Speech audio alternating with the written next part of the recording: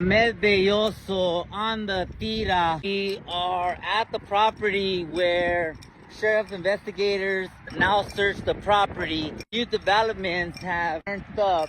We don't see any police here now. I don't want to dox the house, so I'm just gonna conduct my own investigative services, homie. But we are here right next to Casino Morongo, just to show you fine folks exactly where we are. And it appears that sheriff deputies may have begun digging on the property. And we're gonna see here if we see any signs of that now. You can see here along the backyard of the property, it is an older style home here. We don't see any markings indicating any digging, but you can see this huge field here on the Tira.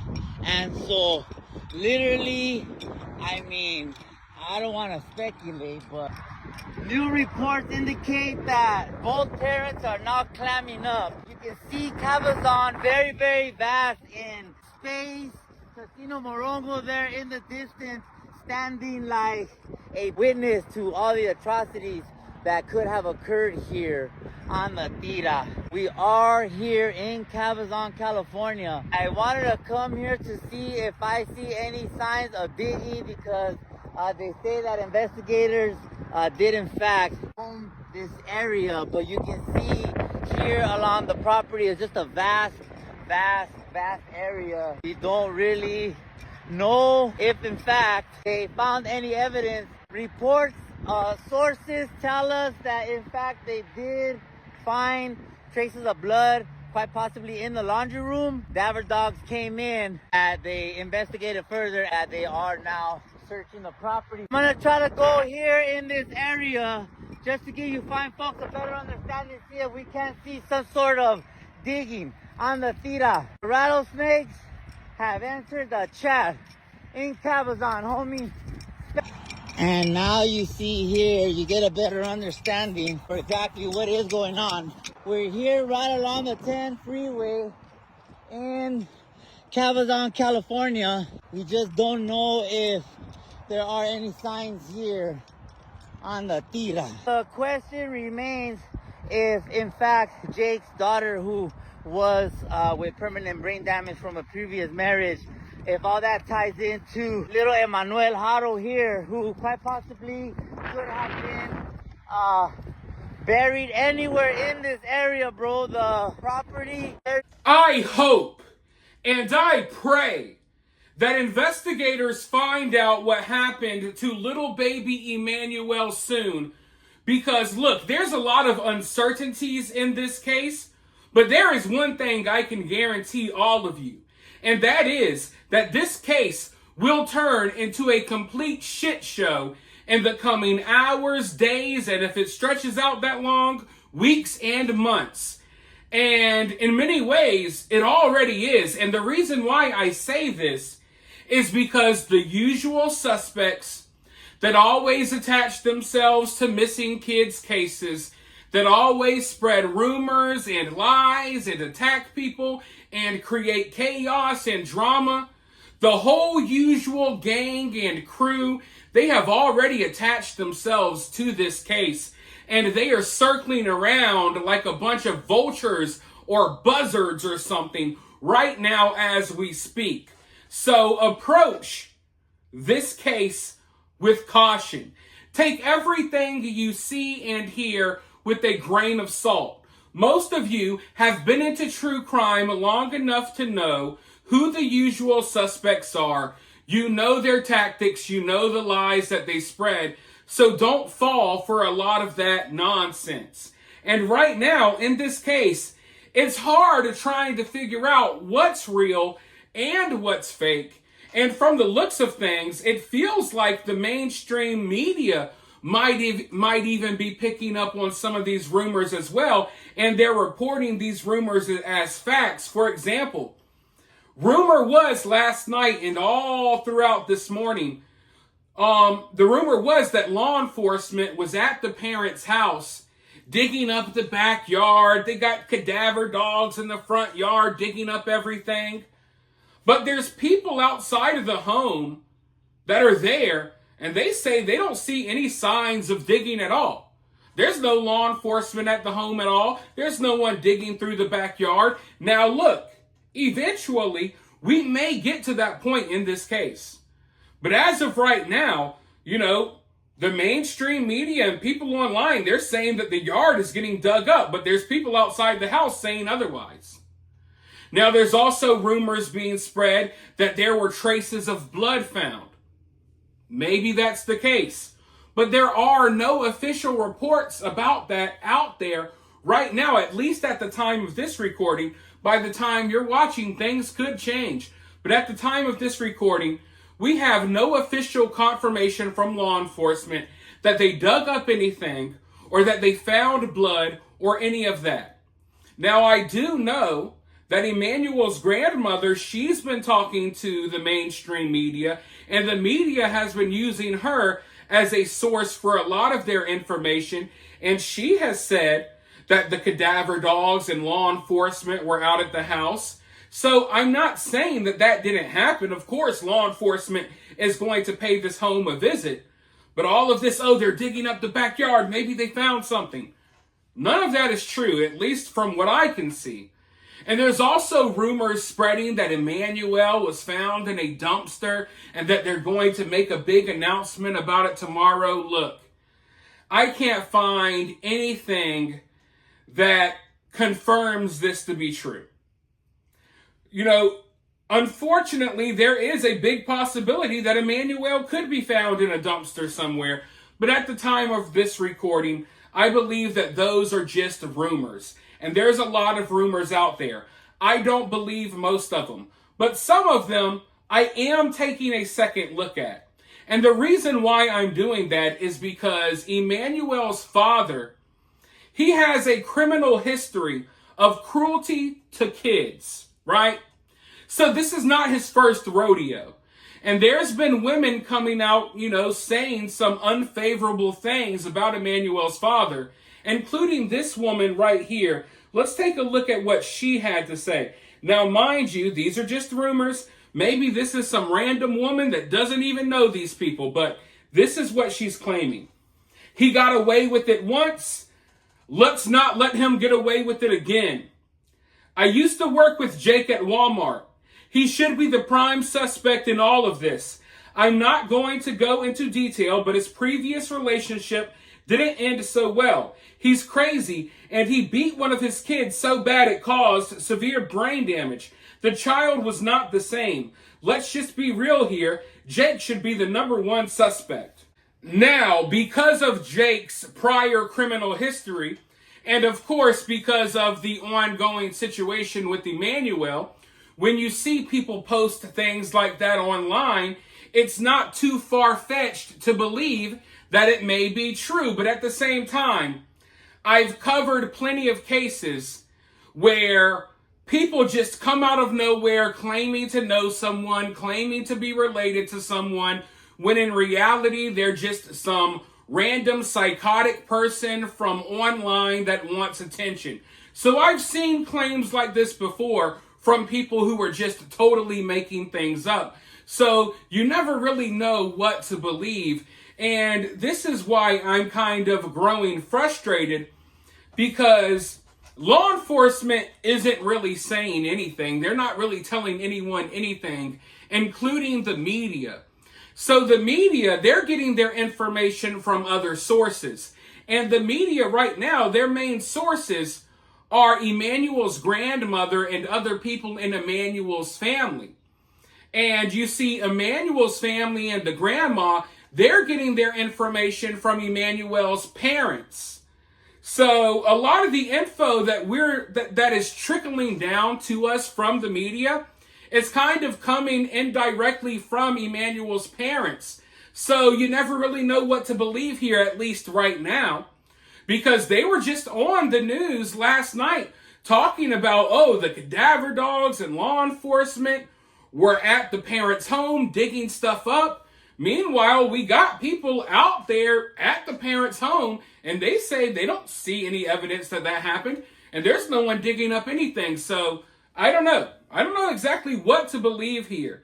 But I'm going to go ahead and roll this news clip so you guys can see what I'm talking about, and then I'll be right back with more thoughts. Now at 10 o'clock, where is baby Emmanuel? It has been over 48 hours since anyone has seen the 7-month-old who was reported missing by his mother in San Bernardino County. And tonight, investigators saying they cannot rule out foul play in his disappearance. The boy's mother says that she was attacked Thursday in the parking lot of a Big Five in Yucaipa, and that the attacker took off with her baby. Now deputies say there are inconsistencies with her account of what happened.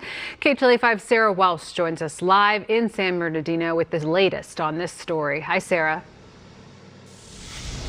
Hey, Clark, good evening. Investigators say when they confronted Rebecca Haro about inconsistencies within her initial statement that she refused to continue any questioning. And tonight, the grandmother has confirmed to us that the couple is no longer cooperating with investigators and has lawyered up just hours after they made that desperate public plea for their son's safe return.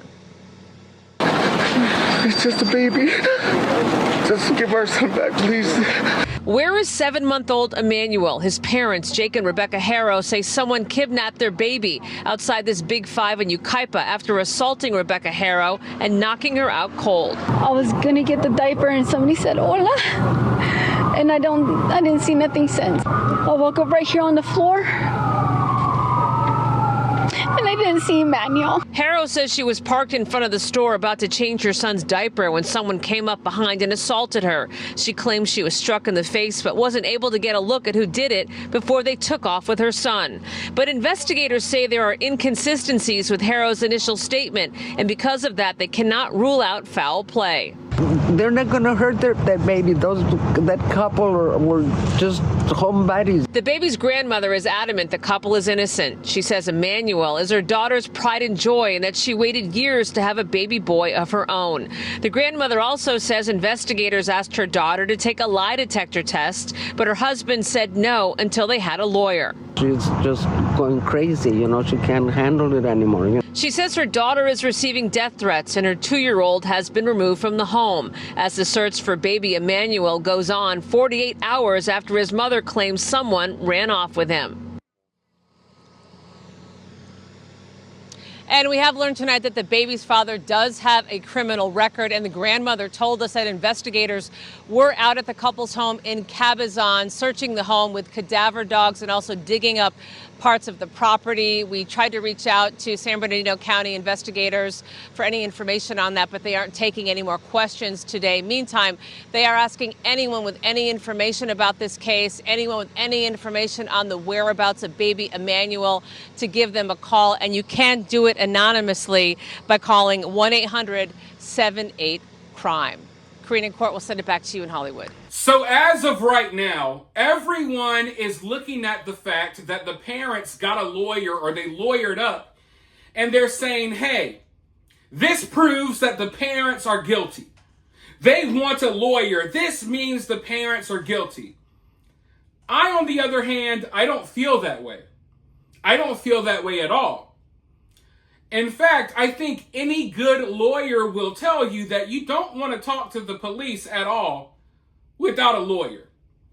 If the police want to question you about anything, you should probably get a lawyer.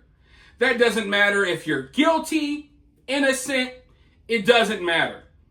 When investigators and police, they want to bring you in for questioning, you need to lawyer up. It's always the wise thing to do. Now, with that being said, I do believe that the argument could be made that, hey, you're dealing with a kid that just got kidnapped. You're not worried about the random protocols. You're not worried about a lawyer. You're not worried about anything other than finding your kid, right? So I do understand why people look at, oh, they're lawyering up, they're guilty. I think they're guilty as well.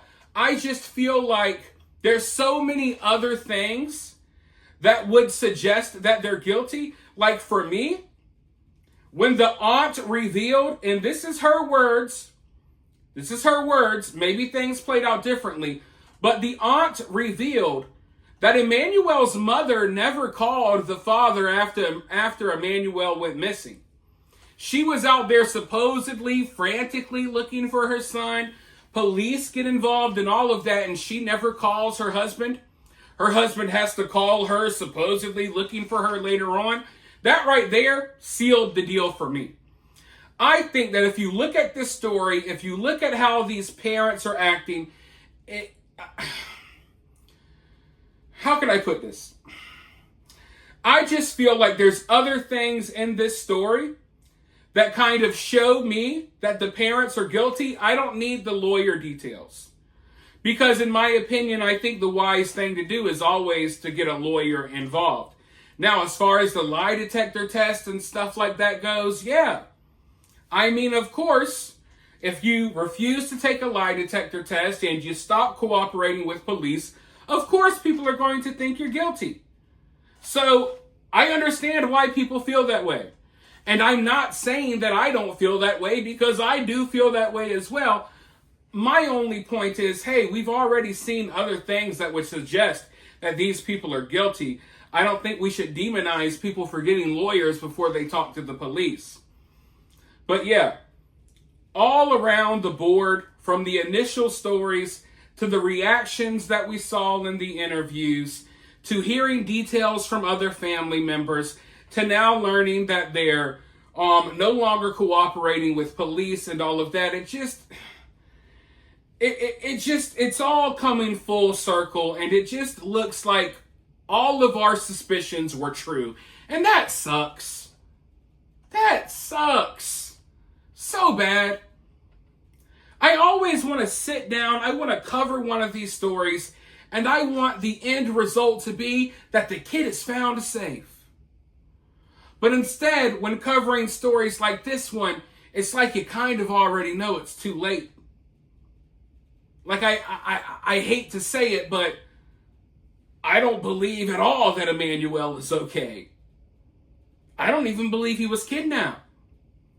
The fact that we're going through this whole process right now, I feel like Emmanuel's probably long gone.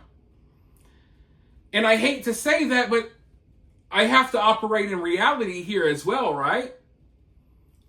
So yeah, it's demoralizing sometimes, because personally, I make these videos because I want to help. I want to help with these issues. I want to help spread the word. I want to help find kids.